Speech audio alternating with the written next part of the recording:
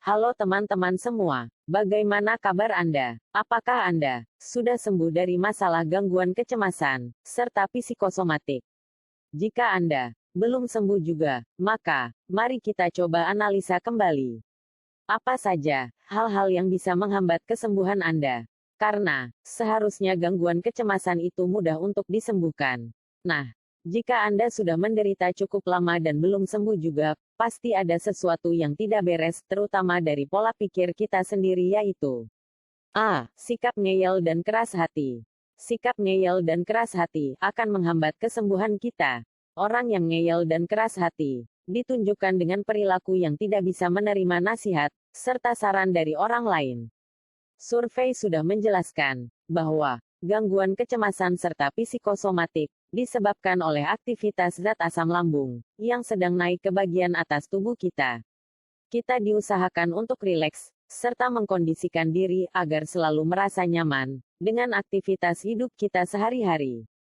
Tapi bagi orang yang ngeyel dan keras hati, akan terus bertanya-tanya dan terjebak dengan perasaan panik akan sensasi yang dia alami. Nafas sesak dikira sakit paru-paru. Dada nyeri dikira sakit jantung. Hidung tersumbat dan kerongkongan kering dikira radang tenggorokan. Kepala keleyengan dan migrain dikira gejala stroke atau tumor otak. Persendian nyeri dikira pengapuran tulang. Perut kembung dan bersendawa dikira busung lapar. Perasaan cemas was-was dan sering self-talk dikira gejala gila. Perasaan gelisah dikira terkena santet atau guna-guna. Entah apa lagi yang mesti kita jelaskan. Padahal, sudah banyak saran-saran yang sering kita dengar bahwa itu hanya sensasi asam lambung biasa. Memang, semua manusia juga takut dengan ancaman penyakit yang serius dan mematikan. Tapi, kita harus tahu, yang berkompeten mendiagnosa suatu penyakit itu dokter.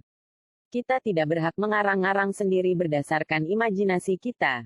Jangan mau terbawa arus informasi yang asal-asalan, dari sumber yang tidak jelas. Seseorang yang divonis sakit, juga harus melalui serangkaian metode medis yang valid, serta kaidah keilmuan dari ahlinya. Jadi, jika kita masih bertempur dengan ketakutan kita sendiri, itulah yang dimaksud lingkaran setan. Sirkulasinya akan berulang-ulang. Cemas akan menghasilkan produksi zat asam lambung yang berlebihan. Kemudian, menghasilkan sensasi tubuh yang kita sebut psikosomatik. Terus pikiran merespon dengan perasaan cemas dan takut. Nah, kecemasan kembali akan menghasilkan produksi zat asam lambung. Itu semua akan terus dan terus tanpa henti. Nah, jangan sampai hidup kita dilalui dengan perasaan cemas sepanjang hari. Ingat, perasaan cemas akan merenggut kebahagiaan hidup yang kita jalani. B. Lemah mental dan ingin dikasihani. Sikap ini ditandai dengan perasaan cengeng, mudah menyerah dan putus asa, malas berusaha dan menggerutu sepanjang hari. Pembawaannya uring-uringan, serta menyalahkan orang lain. Ingat, ini hidup kita, tanggung jawab kita. Orang yang paling sayang terhadap diri kita, seharusnya diri kita sendiri. Percayalah, jika kita memelas ingin dikasihani, itu langkah yang sia-sia. Karena sifat manusia itu cenderung egois, masa bodoh dan sibuk mengurusi dirinya sendiri. Jadi, jangan terlalu mengandalkan orang lain peduli dengan diri kita. Percayalah, dari sudut pandang orang lain, kita sebenarnya baik-baik saja. Itu bukan berarti mereka tak perhatian dan tak peduli dengan kita. Tapi, sinyal frekuensi mereka berbeda. Kita sedang cemas, mereka dalam kondisi baik-baik saja. Tapi, tenang saja. Dari kejauhan saya akan mendoakan dan mendukung kesembuhan Anda. Ingat dan ingat, jangan lemah mental dan cengeng. Jika kita mengeluh, maka mengeluhlah pada Tuhan. Cukuplah Tuhan satu-satunya penolong diri kita. Ingat, sifat Tuhan itu Maha Pengasih dan Maha Penyayang. C. Munafik. Munafik yang dimaksudkan di sini adalah sikap sudah tahu, paham, mengerti, tapi tidak mau menjalaninya.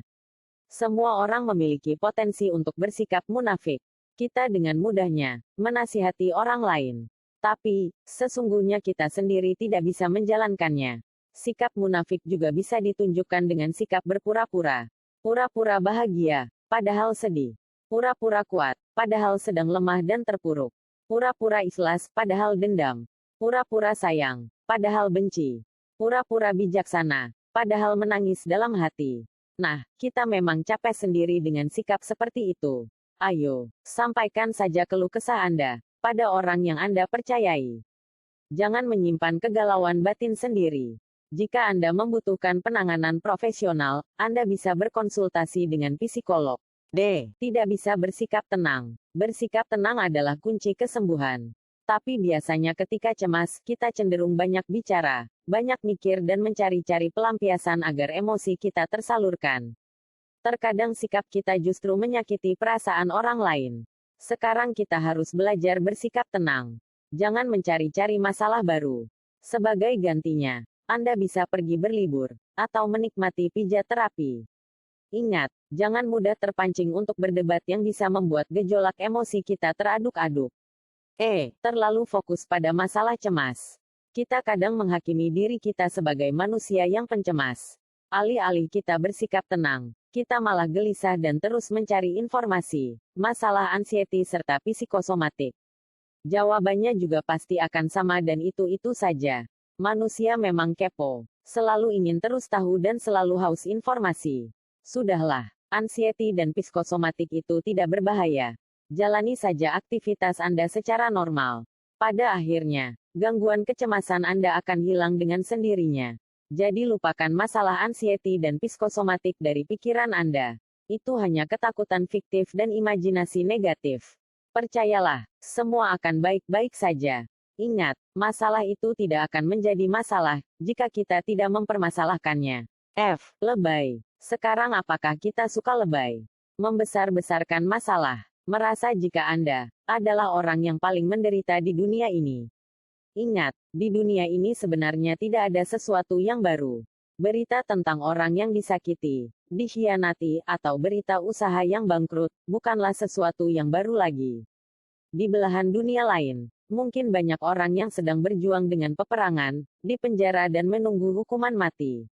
Bukankah Anda sekarang sedang hidup di alam bebas dan tidak sedang di penjara? Jangan lebay. Sadarilah. Jika kita sedang sedih dan cemas, inilah drama kehidupan. Jangan sampai kita terjebak tipu daya setan. Setan ingin manusia lemah, kemudian putus asa dan kehilangan iman. Selama Anda masih memiliki iman, saya anggap Anda masih baik-baik saja.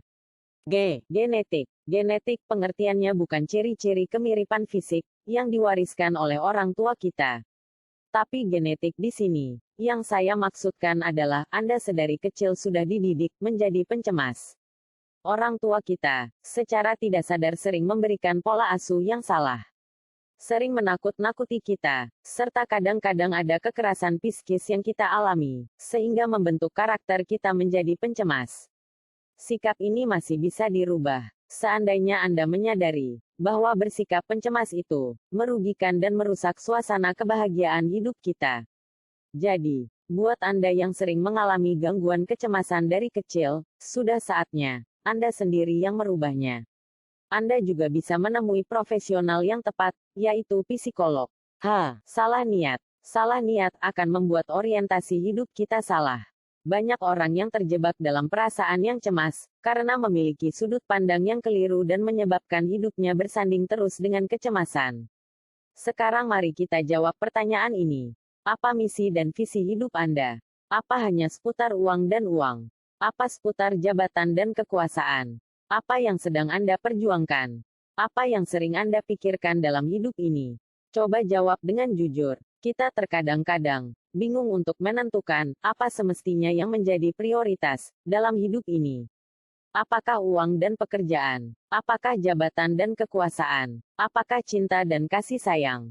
Apakah nama besar dan popularitas? Apakah kesehatan? Apakah kebahagiaan keluarga? Apakah beribadah kepada Tuhan? Jangan sampai salah niat dan salah pilih. Pilihlah prioritas hidup kita hanya untuk beribadah kepada Tuhan. Jika kita semata-mata melakukan sesuatu atas dasar kebaikan, serta mencari pahala dan ridho Tuhan, maka hidup kita tidak akan mudah cemas dan sedih. Jadi, mengapa kita masih memelihara perasaan cemas dan bersedih? Hidup ini hanya sementara. Waspada. Sesungguhnya dunia ini penuh dengan tipu daya yang membuat manusia lupa akan tujuan hidup yang sebenarnya. Bab penutup. Jangan ungkit-ungkit lagi masalah gangguan kecemasan dan psikosomatik yang sedang Anda alami. Buat apa? Bukankah Anda sudah diberitahu bahwa hal ini tidak berbahaya? Nikmati dan jalani saja hidup Anda dengan sepenuh hati. Jadi, berhentilah mencari tahu tentang masalah ini. Karena jawabannya hanya itu-itu saja, serta Anda nanti malah pusing sendiri. Namun, jika Anda memerlukan penanganan yang profesional, Anda bisa mengunjungi psikiater. Tenanglah, Anda akan baik-baik saja. Demikianlah yang bisa saya sampaikan. Atas perhatiannya, saya mengucapkan sampai jumpa dan terima kasih.